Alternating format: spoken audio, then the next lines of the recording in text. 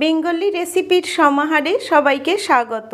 আজ আমি আলুর দম বানাবো নতুন আলু দিয়ে। তার জন্য এখানে 1 কেজি নতুন আলু আগে থেকে ধুয়ে তারপর কেটে আবারও ধুয়ে জল ঝরিয়ে নিয়েছি। আর সাথে নিয়েছি অল্প একটু কড়াইশুঁটি ছাড়িয়ে। রান্নার শুরুতে একটা প্রেসার কুকার বসিয়ে তার মধ্যে হাফ চা চামচ পরিমাণ লবণ দিয়ে দিলাম।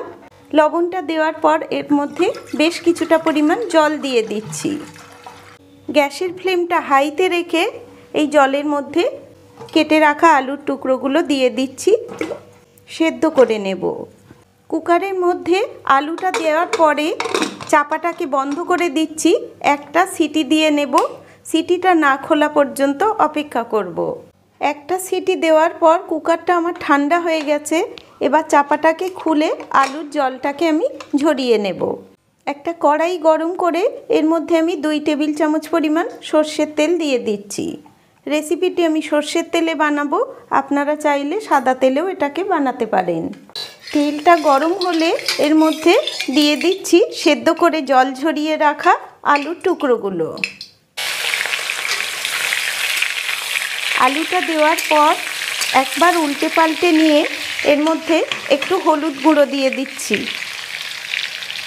হলুদের সঙ্গে আলুটাকে মিশিয়ে নিয়ে এটাকে 2 মিনিট সময় ধরে একটু ভেজে নেব হাই ফ্লেমে। 2 মিনিট পর আলুর টুকরোগুলো আমি তুলে নিচ্ছি। হালকা করে ভেজে নেওয়ার পর আলুটা তুলে নিতে হবে। আলু ভেজে তুলে নেওয়ার পর কড়াইতে আবারও অল্প পরিমাণে একটু তেল দিয়ে দিলাম। গ্যাসের ফ্লেমটা হাইতে রেখে ওই তেলের মধ্যে ফোড়নের জন্য দিয়ে দিচ্ছি হাফ চা চামচ পরিমাণ গোটা জিরে, একটা তেজপাতা ফাটিয়ে দিচ্ছি আর 2টো শুকনো লঙ্কা। ফোড়নটাকে হালকা একটু ভেজে নিতে হবে। তারপর এই ফোড়নের মধ্যে দিয়ে দিচ্ছি 2টো বড় সাইজের পেঁয়াজ কুচি। পেঁয়াজটা দেওয়ার পর একবার ফোড়নের সঙ্গে মিশিয়ে নিয়ে ওই পেঁয়াজের মধ্যে অল্প পরিমাণে একটু লবণ দিয়ে দিচ্ছি, তাতে করে পেঁয়াজটা তাড়াতাড়ি নরম হয়ে যাবে। হাই ফ্লেমে 3 মিনিট পেঁয়াজটাকে ভেজে নেওয়ার পর এর মধ্যে দিয়ে দিচ্ছি 1 চা চামচ পরিমাণ রসুন বাটা আর দিচ্ছি 1 চা চামচ পরিমাণ আদা বাটা। আদা আর রসুনটাকে একবার মিশিয়ে নিচ্ছি। মিডিয়াম ফ্লেমে 1 মিনিট পেঁয়াজ আদা রসুন একসঙ্গে ভেজে নেওয়ার পর গ্যাসের ফ্লেমটা লোতে দিয়ে দিলাম। এর মধ্যে দিয়ে দিচ্ছি 1 চা চামচ পরিমাণ জিরের গুঁড়ো, 1 চা চামচ পরিমাণ ধনে গুঁড়ো, ঝালের জন্য দিয়ে দিচ্ছি 1 চা চামচ পরিমাণ লাল লঙ্কার গুঁড়ো, রঙের জন্য দিচ্ছি 1 চা চামচ পরিমাণ কাশ্মীরি লাল লঙ্কার গুঁড়ো। একবার মিশিয়ে নিচ্ছি। 30 থেকে 40 সেকেন্ড মশলাটাকে মিশিয়ে নেওয়ার পর এর মধ্যে দিয়ে দিচ্ছি 2টো মিডিয়াম সাইজের টমেটো বাটা। টমেটোটাকে দেওয়ার পর সমস্ত মশলার সঙ্গে একসঙ্গে নাড়াচাড়া করে নিয়ে লো ফ্লেমে এটাকে কষিয়ে নেব ভালো করে। 1 থেকে 1.5 মিনিট মশলাটা কষিয়ে নেওয়ার পর এর মধ্যে দিয়ে দিচ্ছি হাফ চা চামচ পরিমাণ হলুদ গুঁড়ো, দিয়ে দিচ্ছি স্বাদ অনুসারে লবণ। আলুটা সেদ্ধর সময় লবণ দেওয়া আছে, সেই কথা মাথায় রেখে লবণটা দিতে হবে। এর মধ্যে হাফ চা চামচ পরিমাণ চিনি দিয়ে দিলাম। লবণ, ঝাল আর মিষ্টির পরিমাণটা নিজেদের স্বাদ অনুসারে ব্যবহার করতে হবে। মশলাটা ভালো করে মিশিয়ে নিয়ে 1 থেকে 1.5 মিনিট কষিয়ে নেব। 1.5 মিনিট সময় আমার হয়ে গেছে। এখন আমি এর মধ্যে দিয়ে দিচ্ছি হাফ চা চামচ পরিমাণ গরম মশলার গুঁড়ো। একটু মিশিয়ে নেওয়ার পর গ্যাসের ফ্লেমটা এখন মিডিয়ামে দিয়ে দিচ্ছি। এর মধ্যে এখন দিয়ে দিতে হবে ছাড়িয়ে রাখা কড়াইশুঁটিটা।